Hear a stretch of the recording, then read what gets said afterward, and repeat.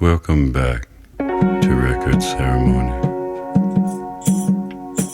as we continue to enjoy this blessing of sound. Yeah, and they know. Damn right.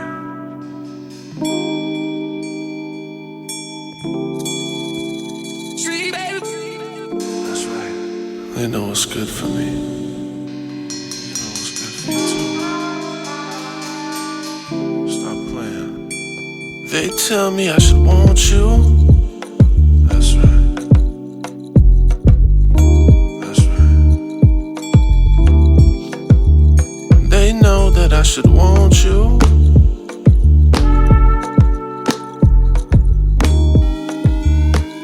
What are you even talking about? I've never been the kind Alright, of I guy guess we're going. this is running round. This is Miles Bonnie. Welcome to the Record Ceremony Podcast. This is episode 7, I think, and our guest today is StreetieBaby. Are you there, man? Yes, sir. Yes, sir. How you doing? Man, I'm good. All things considering. Yeah, right? I know it's always a tricky question. It's even trickier lately, it seems. For sure. Streetie is on this podcast now, partly because we just did a song together that is out now everywhere that ended up being called WANTU, or as I spelled it, WANTU, WANTU. And this is the first time we've ever spoken. Is that right? Yeah, actually it is, I think. That's Yeah. crazy. I know, and I really liked it. I was excited to talk with you today. Thank you for being willing to do this. I think the only time I heard your voice was when I listened to that other Beats and Brews podcast you did. Oh, yeah. So I am in Taos, New Mexico right now. Where are you based? I'm out of Virginia right now. I'm in Norfolk, Virginia right now. Yeah. And so I'm gonna do some random thoughts that are on my mind, then we'll get to the questions that I already shared with you. But have you been out there a long time? Because I also know I feel like you've lived other places, no? Yeah, I've been kind of, I've been around the block a couple times, been in a couple different countries and, Yeah. but I've been in Virginia now for about 4 years. And then before here, I was in Japan. So I was right outside of Tokyo in Japan. Wow. Real briefly, just how was it going to Tokyo, and then how is it coming back to America, and then what do you think about Virginia? So I mean, honestly, man, like every time I'm in Tokyo, it's just like the vibes, the music, the food, everything. It just feels more like home. You know what I'm saying? Like even the expats and stuff that live over there. Right. It's just so much love over there. You know what I'm saying? I'm not gonna lie, I hate it. I hate it coming back. But I'm kind of an adapt and overcome person, and Virginia was kind of a strategic move. I'm from North Carolina originally. I'm from Raleigh, North Carolina. So where I live at now is only about 3 hours away from there. It's a quick drive, and then I'm also like 6 hours from 6 hours from New York, about 6 hours from Philly, Okay. Jersey, DC, about 9 hours from Atlanta, so, it's cool. I like it. It's strategic. You wanted to be near those places. I'm sorry? You wanted to be near all those different cities? Yeah, it's closer than Japan. Yeah. Right. And then, I don't recall exactly. Did you ever know Eric Tullis in North Carolina or CJ in Japan? So I knew CJ Wilford. Yeah, he's like one of my big homies. You know what I'm saying? Like, I met him when I was like 19. This is back in 2006. I met him, and he always tells me about Eric. But me and Eric have never had a chance to link up, and we're actually all frat brothers too. So it's crazy we haven't gotten a chance to link up yet. But it's crazy. I was just talking to CJ probably about 2 or 3 days ago, and he was like, "Yeah, man, that's crazy. You haven't linked up with Eric yet." But I've been getting down with CJ since like 2006, and he's really the one that introduced me to like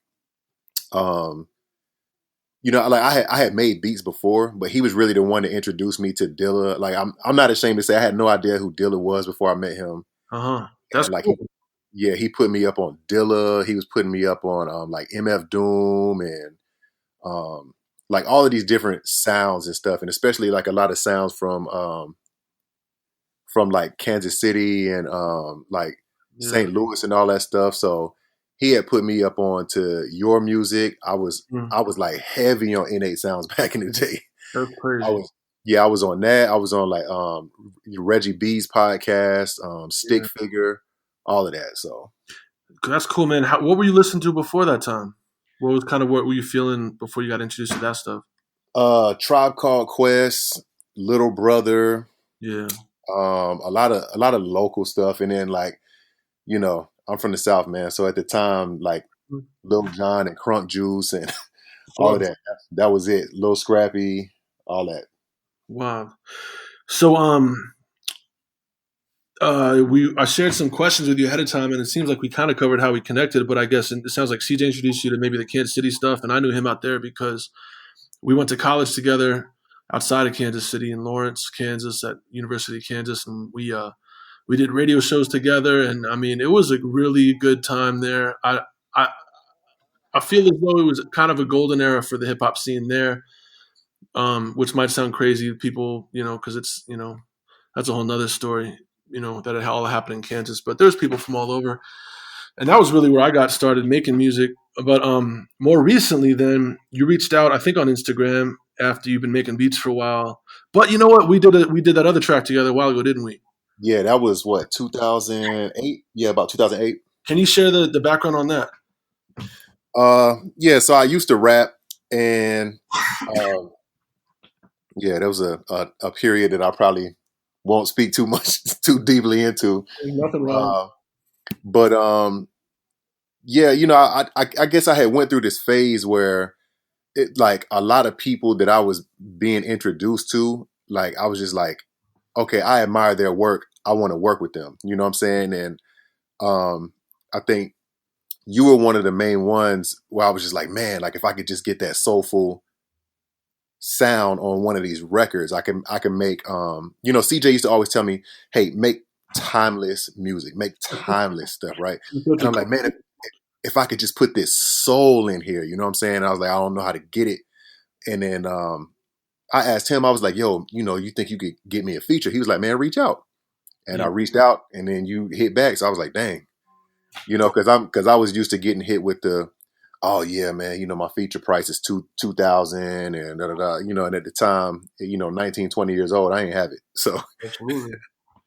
I mean, I definitely went through a period where I was charging people different amounts, and then I think, it's been my day job a little bit, but I've never really enjoyed music as a day job. So I'm pretty much now, I'm just like, my whole thing is like, let's just make sure it's fair, and let's make sure that everybody's being honest with each other and not screwing everybody, because that's the worst part of all of it is like, even some of the bigger things I put out myself with labels, just a ongoing like headache. It's like I don't have any family members I don't like, but I sure have some music interactions that are just annoying that follow me around because of streaming revenue and just bullshit. You know what I mean? nah, I definitely feel it. Yeah, I mean, and I've even had the phase where I was trying to be a SoundClick producer, and putting stuff on YouTube, and Yeah. all right, man, yeah, I need 500 for this beat, da da da, and I probably sold like realistically probably less than 10 beats doing that, and it just dawned on me one day. It was like, man, look, the people that I know that I just funnel beats to, like I get a lot of music done that way. So I was just like, well, let me jump in some of these DMs and see, hey, what if I send you a pack? Can I send you a 5-pack real quick? And then I get music done.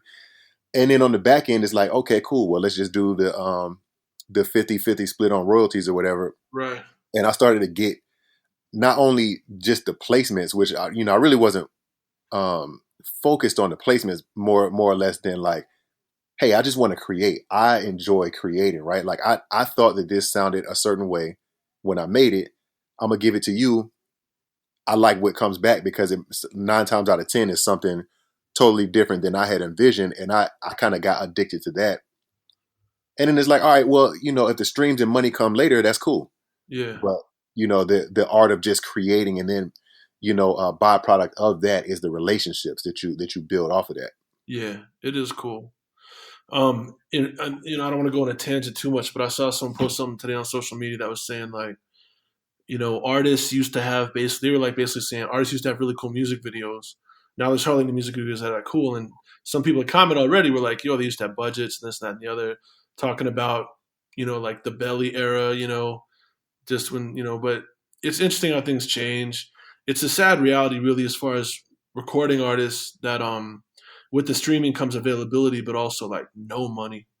And, regardless, like, what I mean? If you got 1 million plays and you get $10,000-$15,000, that's cool and all. That's still not a good job, So it's sad, but the cool part about it is it kind of brings back, if there is a cool part, it brings back that, hey, I like to make music because I love music. And the people who are less worried about other aspects of the industry of putting out music are the ones that are still putting their heart into it, Right, exactly. All right, cool. So, and then real quick, I guess my third thing I wrote you was about this New York City connection. You were saying that you have some family from uptown in New York, around the Dykeman area or something like that, which is also where I happened to live when I was a baby and I was born up there. Isn't that right? Yeah, so my great grandmother used to live up there before she passed, and that's so my granddad grew up in like Spanish Harlem, and yeah, he passed back in 2003. But I tell you, man, anytime you would get around this dude and mention New York, I mean, he has stories for days. I bet. Where did he tell those stories? Did he move from there? Yeah, so my granddad ended up going to school in North Carolina back in the 60s.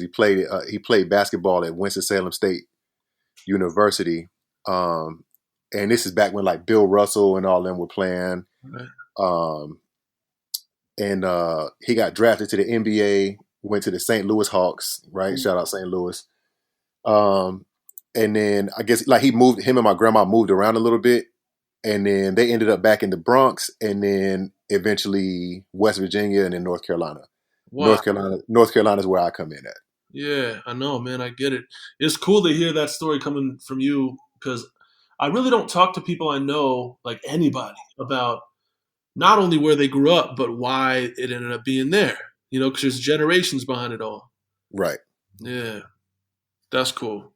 I find it interesting. I mean, I for those that don't know, I grew up in New Jersey pretty much my whole life until I was done with high school. But going to New York, especially Manhattan, I pretty much stuck to Manhattan at the time, up and down. As a teenager, was like a huge influence in my life and huge for really, when I look back on it, not only being inspired by people who are really motivated and going for their vision, but also I really developed a real strong appreciation of like unique stores and unique creations, clothing, food, just like one-off shops at a high level of of implementation of visions. I really love that.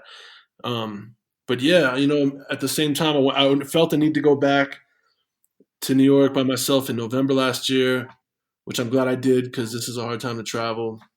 And I just did it, and I revisited where I grew up, and I also went up. And for the first time since I was a baby, stood across from the apartment where we lived. And it was really emotional. The whole trip was really emotional. I feel kind of cathartic because, there's a lot of reasons, but it was really cool to hear that you have a similar connection in that area, man. I wrote down modern music world. I don't even know really what I meant about that, but we already kind of touched on it. But how do you feel currently? I know that with respect to you being a producer, you post some videos that look and sound cool on your Instagram. What are some like motivating factors for you that you really enjoy about being involved in music right now? If I'm honest, man, I just make stuff that I like and just post it. It's just like, if I don't like it, I probably won't post it, or if I don't like it, I probably won't send it to anybody. And I just kind of I'm just in this like thing of just trying to outdo myself or like learn a new technique or something like that. And I'm like, man, okay, I have this sound in my head. If I could pull this off, I think it'll sound cool. And then I do it, and then it'd be like, all right, it worked, or it didn't work. Yeah, I mean, and I've been on that probably for like the last 4 years of just making stuff that I like and then just sharing it. And then right now, I feel like, I don't know if your vision's just changed as far as the video, but you always got that skyline in the background. Is that just like where you live? So the skyline, that was just when I was in New York. Yeah. Oh, right. You were just there working on public health stuff. Yeah. So anytime I'm kind of, traveling, I don't like to really let up on, I believe in just the consistency, right? Because that's what's kind of kept me having conversations with people, is just the consistency, right? I only post every Friday. I don't get on Instagram all the time. I just, get on there, post my Friday thing, and then I'm cool. But so like when I was in Japan, right?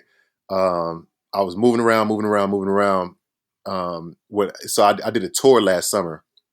And I was out there for 2 weeks, and I was just moving around. I was like, dang, I haven't done a Fresh Beats Friday. So I sat in the apartment that I was staying in. I just sat down on the tatami mat and just laid down a slab and posted it. I happened to be in New York, and I was like, man, I'm gonna be here probably a little bit longer than I want to. Let me ask the hotel if they have like a high floor room. They gave me one, and I was like, perfect. And if I'm gonna be here and I'm gonna be in a really small room, at least I'm gonna have a good view. Yeah. So when I shoot these videos, it'll look lit. So that's cool, man. Yeah, I like that stuff. I used to think about doing a whole video series where I wanted DJs to show them getting ready to go out to the gig, because I know for myself, I used to DJ a lot, and the events ended up being fun, but I hated the anxiety and the preparation about like leaving the house, getting there on time. Like, what do I bring? Loading stuff in and out of the venue, like all that behind the scenes stuff. But I thought it'd be really interesting to see people do that, but I never followed through. But it's really cool to hear your process setting up for those videos. I was thinking the only people that are producers that I see videos consistently about that I happen to run into or follow, whatever, are you, this guy I know from Kansas City named D Will, and this dude. I used to follow Knots, but I think he posts like 4 videos a day, and I was like, I don't know if I can hear 4 beats a day from Knots. Yeah, Knots is here. I think he's in Norfolk. Yeah, he's so dope. And then Timberland once in a while, and then what's the last dude? Oh, Drugs Beats. You ever heard that dude? Oh, that's my guy. Yeah, Drugs.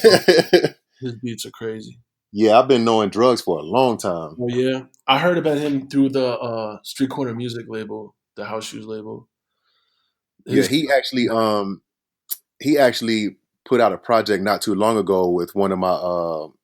I'm in a music collective called Crossbones out of Raleigh, Durham, North Carolina, and he put out a project with one of the people that's in my collective named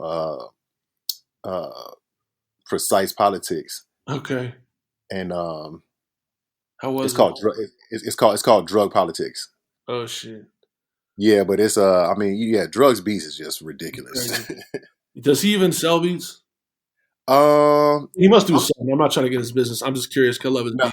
I'm sure he does. We've never talked on that level. He's more like like if you're in Raleigh, like he's one of the OGs in Raleigh. You know what I'm saying? When Drugs pulls up, you're like, okay, yeah, right. Man, I know I'm not trying to mash all of North Carolina together, but well, whatever. I was gonna ask some other question. I'm not gonna ask, but yeah, cool. I'm gonna stop on the North Carolina stuff because I don't like when people just be like, "Oh, you're from New Jersey," like, you know what I mean? Like, "Oh, you ever met Redman or some crazy shit like that?" You know what I mean? So I'm gonna leave it at that. But yeah, what I will say about North Carolina is like the thing this I think is not as much understood about North Carolina. Well, I'll give you an anecdote, just basically so back in December, I want to say, was it 2018, December 2018, my bro Stolen Drums came up to Durham to play a set at this like lo-fi event called Roundhouse. And he's like, yo, I want to do something special. I want to do something to like represent North Carolina while I'm here. Uh, I'm gonna flip this J. Cole record. uh, And I was like, hey, that's cool. You know, J. Cole, he's definitely from North Carolina, but you're in Durham. It's not going to hit as hard as you think it is because you're in Durham, right? Fayetteville's a little bit out the way. right. So I was like, hey, you're in Durham. You should probably flip this Little Brother record. Right. You know what I'm saying? I was going to bring it up actually because I was thinking about North Carolina. I was just kind of, visualizing things. And I went there once when I did meet up with that Eric Tullis dude. And I have this like sideline history with Little Brother where we haven't been in contact the whole time, but I think kind of through Eric, there's always been connections. I was at their super early shows in New York, just happened to be there and all that. But anyway, most recently, I was just thinking about how Fonte and I really love Sweet You, this song he's got. Oh, yeah, with tall black guy? Exactly, dude. And, I think I knew it was Tall Black Guy in the past, but I forgot. And I was listening to that, and I was just like, God damn, like, who did that bass line? Because the bass line it's nothing but chord changes just because of the bass line. And he was like, that's all Tall Black. And I was just like, oh, man, that's so crazy. So I wrote Tall Black Guy back because we know each other when we finally met. But I love that one. I also love, just as I'm on that rant, on the new Little Brother, I think I found out that a lot of the ones I like were produced by Focus. Does that make sense? Yep. And that dude used to work with Dre or something like that. Like, I don't know much about it, but oh my Lord. So those songs, every song was like, oh, this is my joint. I looked it up, it's the same guy. I just love good beats so much, I wish I could take all my favorite songs and just put them all in like vinyl. Because I forget, there's so many good songs out there. What are some of your favorite beats like recently or, that people might not have heard that you want to turn them on to checking out? Or songs or whatever, just because of the beat, though, Recently? Or whatever, just the last thing, whatever comes to mind. It's funny because, like I said, I came up on Dilla so late. Yeah. That, like, I always discover a new Slum Village record or something that I wasn't up on before. Yeah. And it's like, it always ends up being Dilla or Nujabes. Right. You know what? I'm so ignorant about Nujabes, dude. I know everybody loves them. I've come across a bunch of stuff, but I still like really need a one-on-one. Yeah, I think if you go back and just listen to man, where could I have you start at? So, especially knowing you and like your style, yeah, and like especially like some of the podcasts you used to do back in the day, listening to like how eclectic your selection is, you would probably like the Ristorante mixtape. Restaurant mixtape. Is that Spanish? That's funny. I mean, like when I got it, that's what it was called, and it was like side A and side B. Right. But I mean, he's okay. So you got Black Alicious, right? Yeah. So you remember that song "Feel That Way"? Yes. Nujabes. For real? Yep. That shit had a lot of heart, huh? Yep. Damn. See, you know what? I remember that song, but I wasn't as much paying attention to. I don't know why I wasn't. I think I was making so much music back then when that came out that I wasn't paying attention to other producers as much. Now I'm like, but see, I was also really heavy in the anime back then too. Like staying up and watching Adult Swim and catching stuff like Tenchi Muyo and specifically like Cowboy Bebop and Samurai Champloo. Wow. And Nujabes did all the Samurai Champloo music. Oh man. So that's what had me up on that. So by the time I heard the Black Alicious joint, I was like, "Oh man, like that's Nujabes." I know that sound anywhere. That's Nujabes. Man. I'm gonna check that out again. I'm gonna try and layer it under this conversation right now too, but I don't know if I get in trouble with that stuff or not. But I'm gonna go for it. All right, next topic. Life outside of music. I don't like to pry, but I'm really, I do a lot outside of music, and I'm really curious about whatever perspective anybody else wants to share on their life outside of music. And, whatever you want to say or don't say is completely up to you. Okay. So starting like where? Whatever you feel like talking about. Okay. So I really don't get too heavily deep into this, but I am in the armed forces. Yeah. Which is why I'm like so well traveled, right? So I've Yeah. been to a whole bunch of different countries. And CJ, right? That's why he's even there too. Right. That's how I even met CJ. That's how I ended up being in Japan to meet CJ. Yeah. So yeah, I lived in Japan for about 6 years. I've been to Spain. I've been to um, pretty much all over the Far East. I've been all over the Middle East. I've been to Africa, Wow. South America. That's amazing So in itself. That's yeah, an experience. and the thing about that is, right, like a lot of people that are around me, they go to these countries and the first thing they think is, oh, I'm about to go party. And like me, I'm like, man, I'm trying to find the records. Like I'm trying to find the record stores, Yeah. or like what's the music like, what's the culture like, the food. Um, you know, so that's kind of where I like draw a lot of inspiration from, you know what I'm saying? And I always try to come back from one of those places with something, you know what I'm saying? Something that I can be inspired by. That's cool. Awesome. Thanks for that. Um, let me see what else I got. You know what? Let me do some real quick because I just got out of my list and I messed up my whole flow right now. I got caught. No, it's all good. Sorry. This is just like me in any other meeting where I'm confused. All right, here we go.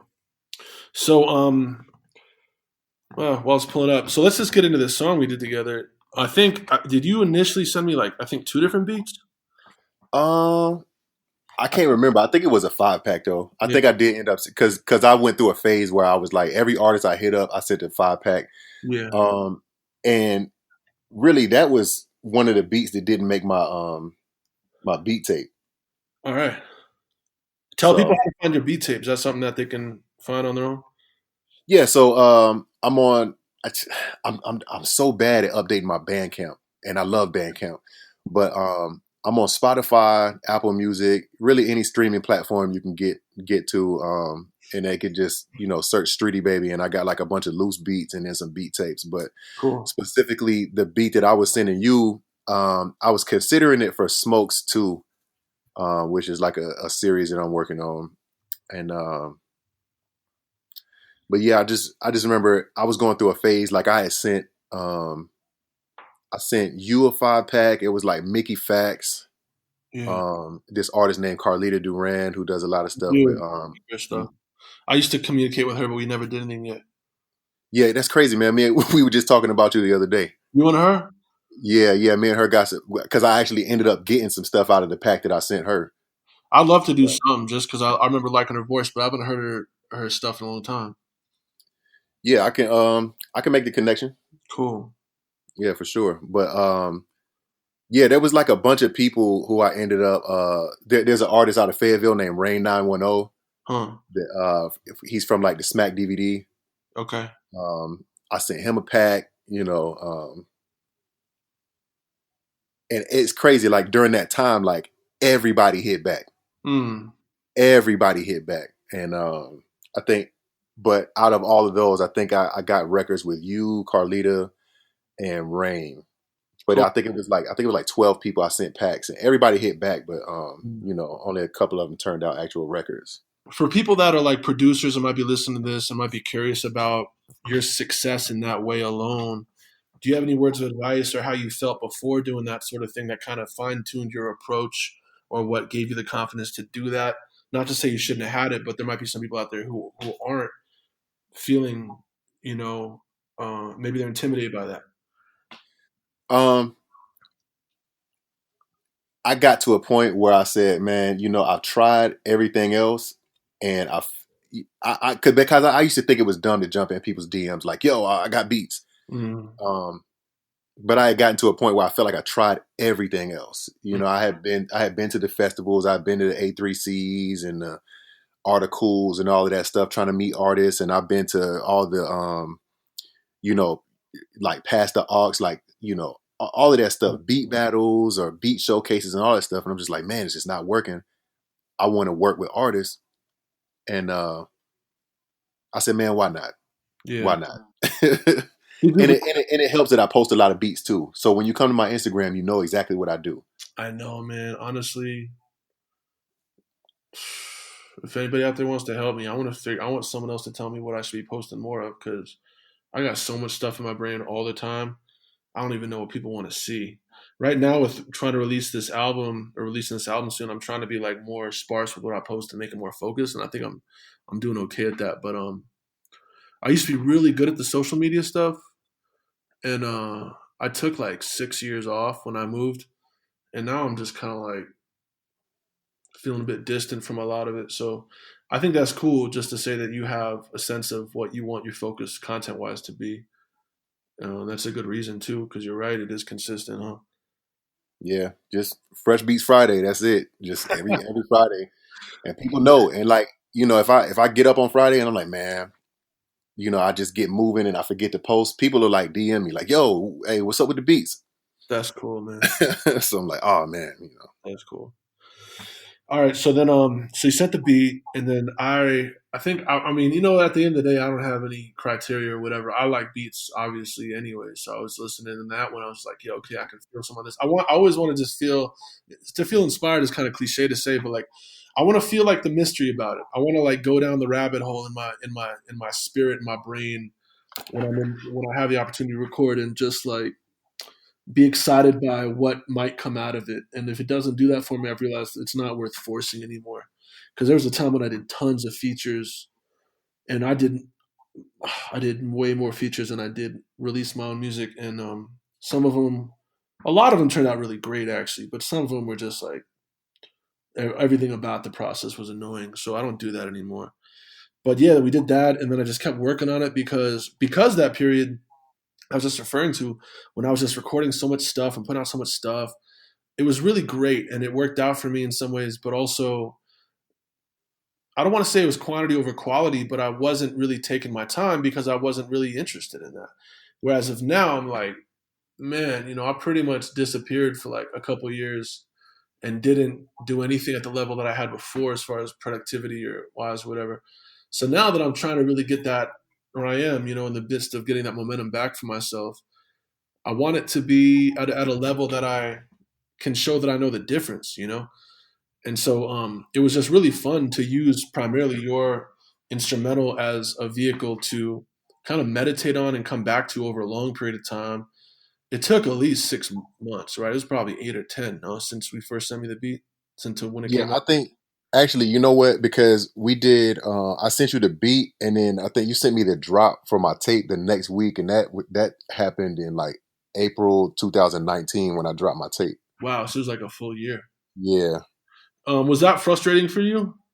No, not at all. Not at all. Because I'm kind of like a fickle brain person where I end up working on like 6 different projects at the same time Yeah, anyway.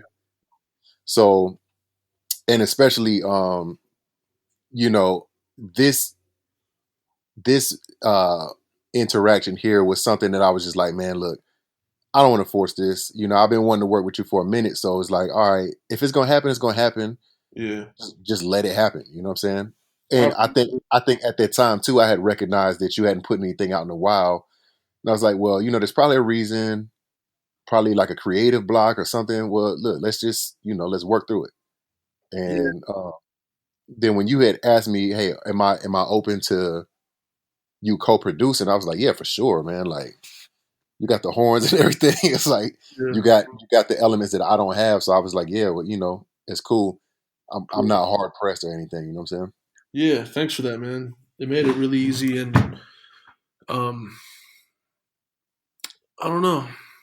I've gone through a lot of life changes. Like I feel like I pretty much like started to really make music around like 2001 until like 2013, and then dropped everything, sold everything pretty much in Kansas City. Moved into a 16-foot trailer with my family.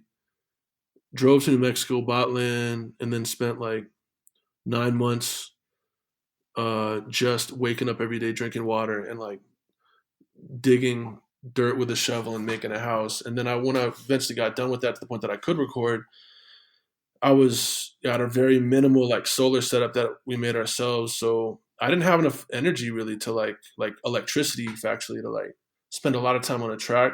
I recorded some things like I did a cover Ain't No Sunshine and some other little weird projects, but only until like I want to say 5 or 6 months ago, when I moved my studio to where I am right now at a friend's house and gallery that he's very gracious to share, did I really have the opportunity to have like 24/7 electricity and have all my shit set up.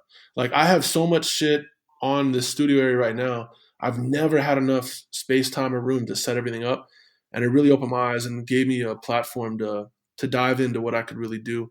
And of course, I could have had full electricity earlier, but like me and my partner at the time, we were pretty much just dropped everything. Like this society is bullshit. That doesn't make sense. That doesn't make sense. We're just gonna go start fresh and live cheap. And I've eventually made my way back to society, but that's a lot of it for me. But also, it's cool that this track for me was it's the newest one that I started and finished for my new album. So to me, it kind of represents more so where I'm going because I love the percussion in it. I like the melodies. I love the melody with the guitar and the chorus, and it was just real inspiring. And the fact that you allowed me to kind of add other elements like some of the live percussion and stuff made it a lot more acoustic drum based, which is something that I kind of feel out here, given like the indigenous American influence and the Spanish influence and the nature vibe because it's not very urban. And so yeah, I just appreciate your willingness to be open to that whole process. No, for sure, man. Like it's definitely appreciated. Like I said, it was just about taking it to that next level. Yeah. Like a lot of the stuff that you did, especially like with the horns and then with the percussion was just like the first beat was so aggressive. It felt more like a beat battle beat. Mm. You It know what I'm was saying? like snare heavy, like the snares were almost like on a drum roll a lot of time, like pushing, right? Right. And that was like I said, because it was a beat tape beat. It wasn't really. It's like, okay, you can rock to this, but the beat will stand alone by itself too. Mm. And I was making a lot of that kind of stuff at that time too. Mm. So when it kind of got stripped down, and it was just the chords and the strings and the guitar, and then you added the percussion in there, I was like, okay. It kind of just gave it a whole different feel and kind of just mellowed the whole thing out. Yeah. Put it into a whole different space. Cool. I was thinking too, because you got the I think finally that acapella and the instrumental I sent were what you were looking for. But it'd be completely fine if like you or anybody else want to do remixes or anything, because Yeah, I always ask for the acapellas when I when I do stuff with artists because I always want to end up doing like a lo-fi flip or something like that, or like an EDM flip. yeah, I love that stuff. One time I actually got in trouble because someone made a remix out of one of my acapellas and I didn't know them or anything else, and I was just like really trying to get it pressed on this vinyl I was doing, and like I never heard from the dude.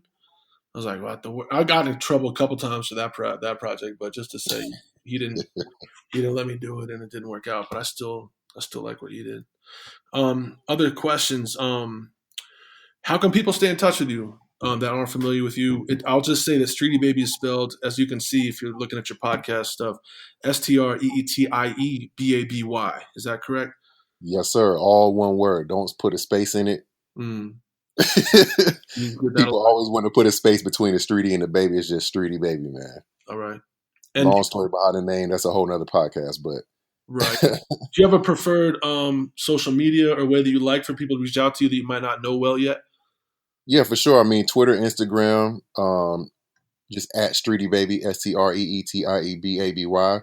Yeah. People could also come check me out on SoundCloud. A lot of the stuff that I don't post on Spotify, Apple Music, it all ends up on SoundCloud. And you could check my Bandcamp. I promise I'm going to update it soon. And I'm working on Bandcamp and YouTube. Those are the two, I guess, platforms that I suck the most at, but I'm going to get better at it. Cool, man. So yeah, WANTU or WANTU is the first single for the Lumberjack Soul 2 album that I got coming out.